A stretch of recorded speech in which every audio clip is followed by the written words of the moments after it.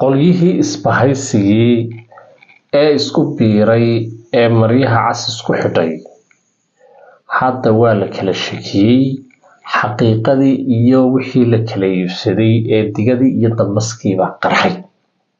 qoladii wadanina way ka baxeen beecii xisbigoogii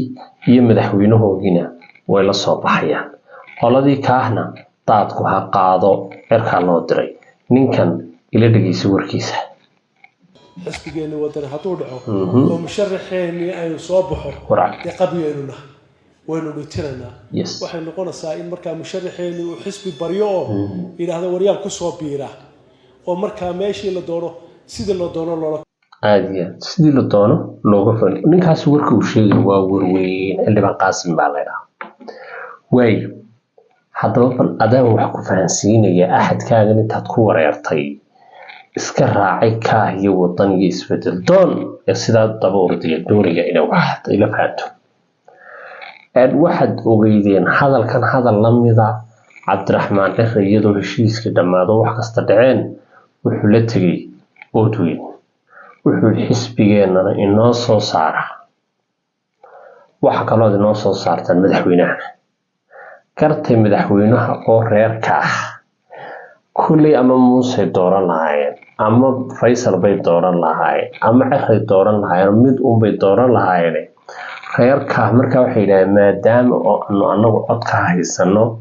waxaan u baahanahay cid aan kula shiraakowno annagana nakabta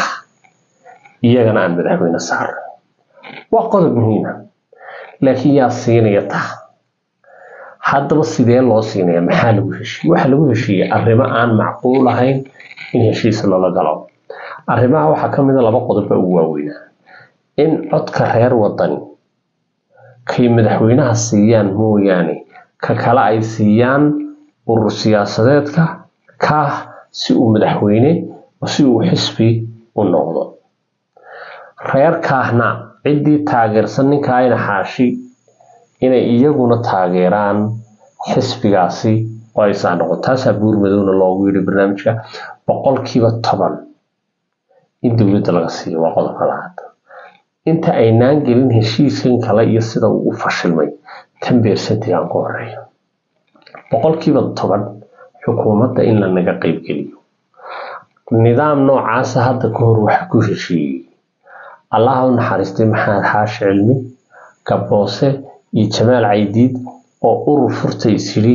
xilligii daahiriyada xilligaasi Jamaal Caydiid iyo ninka kaboose iyo ninkaas la xiri doono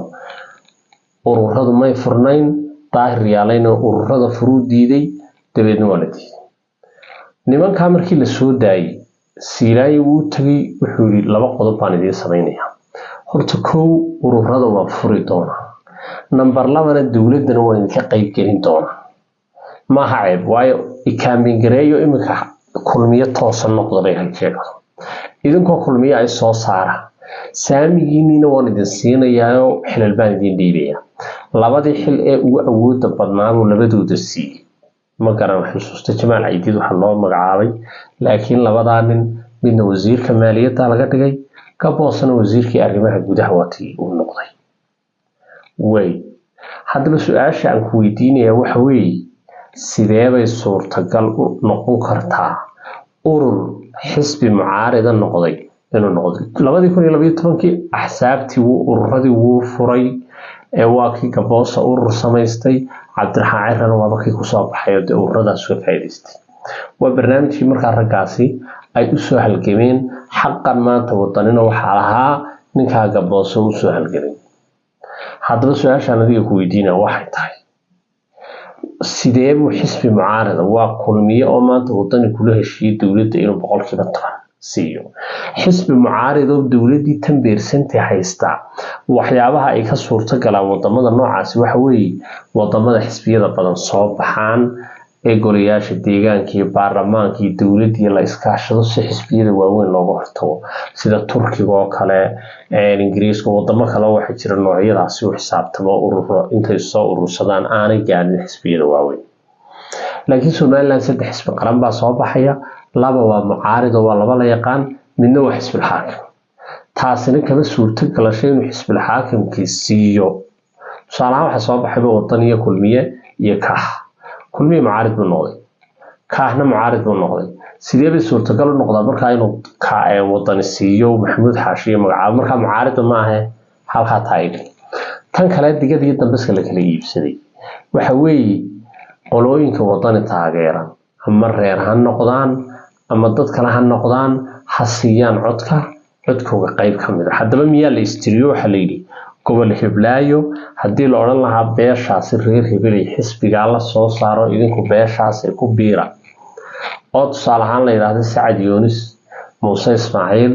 bari baad isla tihiin ninka Maxamuud Xaashi habar jeclada bari habar Yoonis taa bari isku biiraan xisbiga hawlaba gamcoodiyaan oo sidaa ku soo waa qorshe la gartay okay lama odhan Isxaaq iyo ciida galo idinka reer galbeed gacanta saara Muuse Cabdallana ku dara lama odhan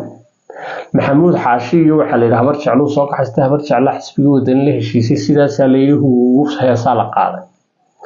ina xaashi ma odhan maxaa la siinay yaa siinay okay ninka tusaale ahaan garxajis ee degan magaalada Hargeysa wadani taageersa Cabdiraxmaan codka ugu riday suurtagal ma tahay inuu ka ugu rido waa maya qofku intuu doonaado arab ahawba reer kale habar walba waxa laga yaabaa inuu Cabdiraxmaan la doorto wadanina doorto laakiin reer wadani markaa intay qaada reerka way ku khasbay yihiin qofka ka taageersan hadii heshiiska la galo inuu qof madaxweynaha siiyo kana cayriisiyo haddii marka ay dhici weydo reer wadani siiyaan codkii meesha wax ka dhacay xisbiga wadani baa dhacay xisbiga wadani taa hadaba labadaas waxa dhex taala laba dhib oo kale oo xirsi maxamuud xaashi dhex taala xirsi ma raba inuu maxamuud xaashi soo baxo xisbi ahaan oo xisbigiisa ka haduu soo baxo xisbi noqdo ururkaasi waxa miisaanku yaraanaya kulmiya soo baxay tusaalahan waxa la yiri kulmiya uu dhacay يعني wuxuu dhacay Musabbix baa dhacay kulmiyana uu soo baxay xisbi wadanina uu soo baxay wuxuu noqday madaxweyne kaahba hadaba soo baxay kaahwa ku dib isaga markaa ninka la yiraahdo xirsi waa ku dib waxa laga yaabaa inuu ka iskaba wareejiyo qoladan kale ay isku soo haraan labada nin dhalinyaradii habar jeclo dabadeedna la murmo ina xaashiraha ninkaagan ku maraniyo xukuumadii waxaan garanaynay xisbigaas la soo baxanayo 5 sano doorasho gelanayo in xashila taasoo xirsi ka carraya xirsi bariyaha uu cadoonayay imikana fajirinii barnaamijkan soo istaaray waxa uu reer wadanna waxa isku raaceen inay xisbigooda la soo baxaan madaxweynaha la soo baxaan kaahna digada ka iibiyaan ugu dambeyntii reerka hadda waxbay soo faanayaan qolooyinkii waxbaan la heshiinay lahay buur hormid hor cararayay ما habar jeclo dhan habar jeclo waa xor haday doonaan way taageeri karaan wadani haday doonaan waxay taageeri karaan Faisal haday doonaan waxay taageeri karaan Musabbix waa xor reer walba cidna suldaano kuma qasbi kara cidna kuma qasbi karta haday doonaan suldaanku yar iyaga tahay qof kasta oo habar jeclo waa xortaan khayr laakiin waxaan ka hadlayaa wixii lagu heshiiyay la dhisa sida hawshika in laga baxay ku sheegaya barnaamijkan laga iibiyay digo ay suurtagal tahayna inuu ninka ina xaashi dhaco barnaamijka sheer kare iyo gaarsiin reerka iyo reer wadani iyo nimanka isku baday cidda waxa faansaneen iyo dadka reer Soomaaliland aad iyo aad ku salaamay